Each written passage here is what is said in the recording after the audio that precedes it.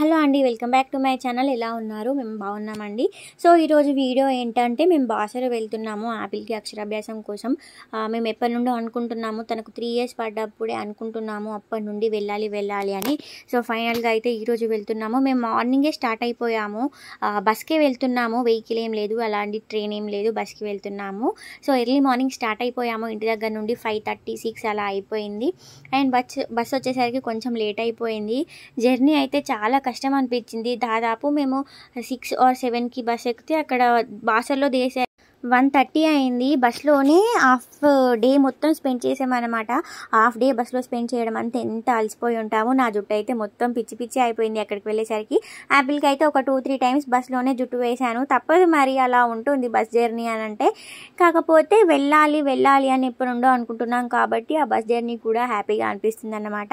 మేము అక్కడ ఎక్కువ టైం స్పెండ్ చేయలేకపోయాము. 1:30కి బస్ దిగితే మళ్ళీ 5:30-6 వరకు మళ్ళీ రిటర్న్ అయిపోయాము. ఇంటికి వచ్చేసరికి చాలా లేట్ అయిపోయింది, 12 దాటింది. ఎలా వెళ్ళాలి, ప్రాసెస్ ఏంటి, పూజ అంతా అని అంటే, మనం ఫస్ట్ మనకైతే ఏ బస్ స్టాప్ అయితే దగ్గర ఉందో ఆ బస్ స్టాప్కి వెళ్ళి మనకి నిజామాబాద్కి బస్సు ఎప్పుడుందో కనుక్కోవాలి. డైరెక్ట్ బాసరకి అయితే బస్సులు ఉండవు, నిజామాబాద్ వరకే బస్సులు ఉంటాయి. ఆ తర్వాత నిజామాబాద్లో దిగి నిజామాబాద్ నుండి బాసరకి బస్సు ఉంటుంది. అక్కడ నుంచి ఒక 1/2 hour లేకపోతే 45 minutes జర్నీ అన్నమాట.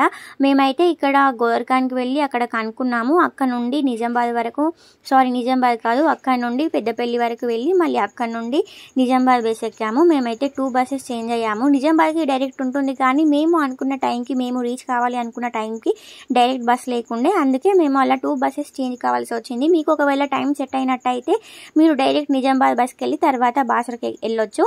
బాసర బస్ అయితే మనకు డైరెక్ట్ టెంపుల్ ముందే దింపుతుందన్నమాట. ఎగ్జాక్ట్గా టెంపుల్ ముందే దిగిపోవాలి మనం. ఇక్కడ పూజ ప్రాసెస్ ఏంటి అంటే, మనకి ఇక్కడ 2 types ఆఫ్ కిట్స్ ఉంటాయి. ఒకటి 150 rupees, ఇంకొకటి 200 rupees. నేను చూపిస్తుంది అయితే 150 rupees. ఇందులో నార్మల్గా కుంకుమ, పసుపు, అక్షింతలు అనేవి కవర్లలో వస్తాయి. 200 rupees అయితే బౌల్స్లో వస్తాయి. అవి మనకు ఎలా వచ్చినా ఓకే, అంతా ఒకటే. కొంచెం రేట్ అటు ఇటు ఉంటుంది. 250 అంటారు, మనం 200కి అడగాలి. 200 అంటే 150కి అడగాలి. అది మీ స్కిల్స్ని బట్టి ఉంటుంది. మనం ఎంత తక్కువగా అడిగితే వాళ్ళు అంత తక్కువగా ఇస్తారు. ఇక్కడ మధ్యాహ్నం మేము లంచ్ టైం వరకు వెళ్ళామని చెప్పాను కదా, ఇక్కడ లైన్లో ఉన్నాము. ఇది టెంపుల్ నుండి కొంచెం వాకబుల్ డిస్టెన్స్లోనే ఉంటుంది. సత్రం అన్నమాట, అన్నం తినొచ్చు మధ్యాహ్నం. ఇక్కడ మనం డైలీ ఒక 300 members వరకు లిమిట్ అన్నమాట. 300 దాటితే ఇక్కడ భోజనం ఉండదు. మేమైతే ఇక్కడే ఫ్రీగానే భోజనం చేసేసాం. టేస్ట్ కూడా బాగుంది. పూజ టైమింగ్స్ ఏంటంటే, మధ్యాహ్నం 1:30 నుంచి మళ్ళీ 3 వరకు పూజ ఉండదన్నమాట. మళ్ళీ 3 తర్వాత పూజ ఉంటుంది. 3 కాదు, 2 తర్వాత పూజ ఉంటుంది. మధ్యలో ఒక వాళ్ళు 1 hour, ½ hour అలా బ్రేక్ తీసుకుంటారు అన్నమాట. ఆ బ్రేక్ టైంలోనే మేము లంచ్ చేసాము. తర్వాత యాపిల్ని రెడీ చేసాము. రెడీ చేసి పూజకు వెళ్ళాము. పూజ టికెట్ ఏంటంటే 150 rupees టికెట్ ఒకటి ఉంటుంది, 1000 rupees టికెట్ ఒకటి ఉంటుంది. 1000 rupees అయితే డైరెక్ట్ గర్భగుడిలో కూర్చోబెట్టి పూజ చేస్తారు. 150 rupees అయితే ఒక పెద్ద హాల్ లాగా ఉంటుంది. అక్కడ కూడా మనకు అమ్మవారి ఫోటో ఉంటుంది, విగ్రహం ఉంటుంది. అక్కడ చేస్తారు, సామూహికంగా అందరికీ కలిపి చేస్తారన్నమాట. నాకైతే నేను వెళ్లే ముందు చాలా కనుక్కున్నాను, ప్రాసెస్లు, వీడియోలు చూశాను. నాకైతే 150 rupees బెటర్ అనిపించింది. అండ్ చాలా మంది చెప్పారు కూడా 150 rupees బెటర్ అని. మేము డైరెక్ట్గా 150 rupees టికెట్ తీసుకొని వెళ్ళాము. టెంపుల్ దగ్గరలోనే మనకి కొన్ని స్టెప్స్ ఉంటాయి. ఆ స్టెప్స్ ఎక్కి పైకి వెళ్తే వేదవ్యాస మహర్షి గుడి ఉంటుందన్నమాట. గుడి ఇంకా గుహ ఉంటుంది. అందులో ఒక్కరు పట్టడమే కష్టం, చాలా లోతుగా ఉంది. కిందికి వంగి వెళ్ళాలి మనం లగేజ్ తీసుకొని వెళ్తే. అందులో పట్టము కొంచెం లావుగా ఉన్నా కూడా వెళ్ళడం కష్టం అవుతుంది. చాలా చీకటిగా ఉంది. యాక్చువల్లీ అక్కడైతే వీడియో అలౌ లేదు. నేను తీశాను కొంచెం వీడియో, చాలా పెద్దగా ఏం తీయలేదు, చిన్న క్లిప్ తీశాను. ఎందుకంటే అలౌ లేదు, మళ్ళీ చూస్తే ఎక్కువ ప్రాబ్లం అయిపోతుంది. అండ్ ఆ గుట్ట ఎక్కేసరికి చాలా ఆయాసమైంది. అందరం మధ్యలో కూర్చొని కొంచెం వాటర్ తాగి మళ్ళీ స్టార్ట్ అయ్యామన్నమాట.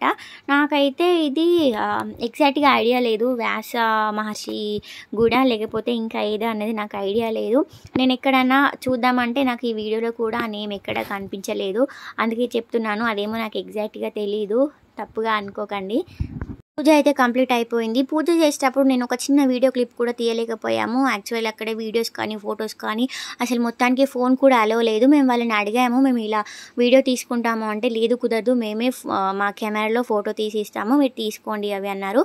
ఒక చిన్న వీడియో క్లిప్ అని కూడా అడిగాము, కానీ వాళ్ళు మాకు పర్మిషన్ ఇవ్వలేదు. ఎందుకులే ప్రాబ్లం అని మేము కూడా వదిలేసాము. సో మేమైతే మళ్ళీ రిటర్న్ అయిపోయాము.